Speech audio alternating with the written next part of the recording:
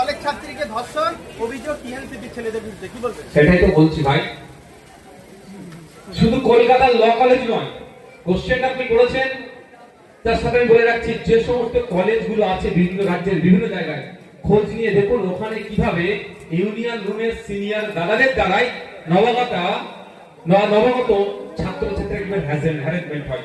খোঁজ নিয়ে দেখবেন এই ধরনের অনেক কাণ্ড ঘটিয়ে রেখেছে সিনিয়র দাদাগুলো ইউনিয়ন রুমের, যেগুলো সে পাস আউটে 4 বছর 5 বছর পর পরে সেখানে আড্ডা মারে। আমরা চাই কলেজে নির্বাচন হোক, সন্ত্রাসমুক্ত ভয়মুক্ত ক্যাম্পাস হোক, এবং কলেজে নির্বাচন হলেই সে যে জিতুক না কেন ছাত্ররা যাদেরকে চাইবে তারাই জিতবে, কিন্তু পিছনে একটা চাপ থাকে যে আমাকে কেউ নজরে আছে, আমাকে দেখছে, আমার কার্যকলাপ ভুল না হয়ে যায়।